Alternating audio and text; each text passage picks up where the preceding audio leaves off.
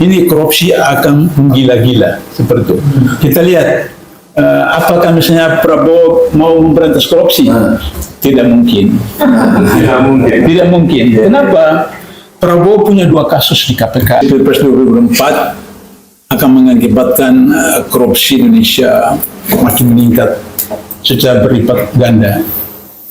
Kenapa? Karena biaya yang dikeluarkan oleh mereka baik sebagai pemenang presiden, wakil presiden, anggota legislatif pusat maupun daerah mengeluarkan sekian triliun rupiah, dan dengan demikian maka salah satu tugas atau pekerjaan mereka begitu dilantik adalah bagaimana mengembalikan uang yang dikeluarkan itu. Ilustrasi salah seorang caleg di Sulawesi Selatan, anak dari menteri yang masih aktif sekarang, dia mendapat suara tertinggi 150.000 suara di Sulawesi Selatan. Untuk 150.000 suara itu dia bayar 1 juta satu orang. Iya, jadi 150 miliar. Jadi bagaimana dia mau kembalikan kesemuanya itu? Maka dia akan lakukan segala macam usaha, apakah melalui APBN, melalui apa bla bla dan proyek-proyek seperti itu. Itu baru satu anggota DPR di Sulawesi Selatan, anak menteri yang masih aktif sekarang. Nah begitu juga kalau orang-orang yang menawarkan diri untuk menjadi jabatan apa segala macam, kalau misalnya tadi Pak Mursalim mengatakan bahwa tidak berhubungan dengan agama, maka kemudian sila pertama yang disebutkan oleh Pak Marwan itu diabadikan dalam pasal 29 ayat 1 1945, negara berdasarkan atas ketuhanan yang Maha Esa. Jadi Indonesia itu sejatinya adalah negara tauhid. Ayat 2 mengatakan negara menjamin kebebasan setiap negara untuk menurut agamanya dan melaksanakan ajaran agama dan seterusnya. Jadi berarti bahwa tidak bisa bagi seorang muslim, apakah Prabowo, apakah Jokowi, apakah Gibran, lain hanya kalau Islamnya munafik. Nah itu terserah. Tapi kalau Islam betul, maka dia harus berpegang pada hal seperti itu. Sehingga menurut satu hadis yang populer sekali bahwa jangan berikan jabatan kepada orang yang meminta. Nah, jadi oleh karena itu maka kalau mereka meminta dan dikasih berarti itu karena ada saling menyandra, saling mengikat. Bapak saya pilih, tapi nanti Bapak kasih saya 5 kursi, 6 kursi, 7 kursi dan bla bla bla seperti itu. Nah itu menjadi satu prosedur.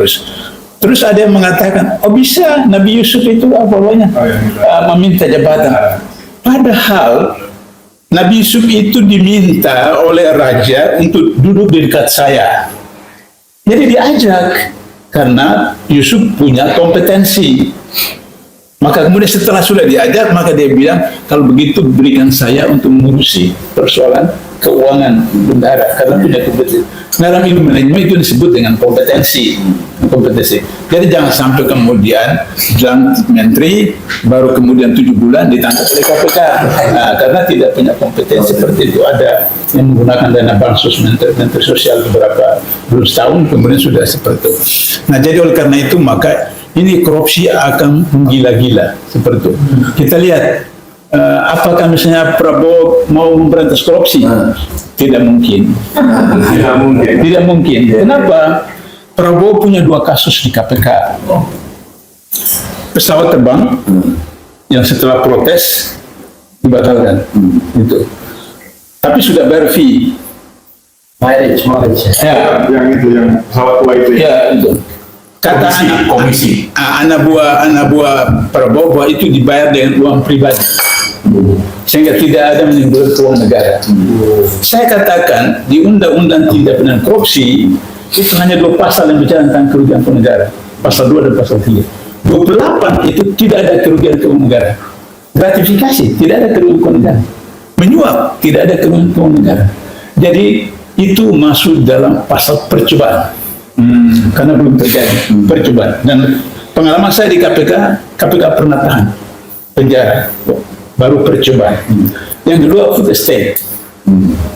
Food estate itu dibantu kiasan partainya kemudian dilaksanakan. Kemudian anak buahnya Prabowo mengatakan itu uang pribadi tidak pakai. Tetap saja bahwa di dalam ketentuan pengadaan barang dan jasa satu proyek yang di atas nilai di atas 250 juta itu harus dilelang. Ini miliaran, triliunan, tidak dilelang seperti itu. Jadi meskipun dia pakai uang pribadi, tapi itu melanggar ketentuan. Kalau iya pakai uang pribadi. Kalau betul seperti, tapi tetap benar. Sehingga Jokowi akan menggunakan itu. Kalau Prabowo macam-macam, dia akan suruh KPK. Kenapa? Pansel yang dibentuk oleh Jokowi sekarang itu 5 orang menurut undang-undang, tidak disebutkan berapa orang pemerintah, berapa orang masyarakat, hanya disebutkan unsur pemerintah, unsur masyarakat. Tapi sudah disebutkan dari 5-4. 5 pemerintah, 4 masyarakat. Berarti sudah bisa diprediksi bahwa orang-orang yang 5 orang terpilih dan kemudian 5 orang Dewan Pengawas adalah orang-orang dia. Jadi kalau misalnya Prabowo macam-macam, kemudian Jokowi perintahkan anak buah di KPK proses selesai. Itulah tadi saya katakan bahwa dengan 02 menang ini Jokowi berkuasa sampai 2045 karena dikendalikan seperti itu. Nah, oleh karena itu maka tidak ada pilihan lain bahwa harus kita melakukan usaha upaya, saya garis bawahi pernyataan saudara Refli, konstitusional, ya, konstitusional. Apakah hak angket, apa saja, kemudian ke MK, apa segala macam seperti itu, ke DPR dan seterusnya. Sehingga kemudian mudah-mudahan, insya Allah, anggota DPR, anggota MK dapat hidayah, sehingga mereka, ini kalau dibiarkan nanti tambah berbahaya dan seterusnya. Nah, kemudian bisa melakukan hak angket, dan hak angket itu bisa sampai kepada pernyataan pendapat bisa sampai ke MK. Tapi tadi Bang Abdul mengatakan bahwa sulit bagi Prabowo untuk melakukan satu kebebasan karena ada pengawasan itu. Tapi sementara banyak orang yang mengharap atau berharap yang sekarang sedang memiliki ke Prabowo dengan harapan dia mampu menindak baik Gibran ataupun Jokowi itu mana yang lebih memungkinkan?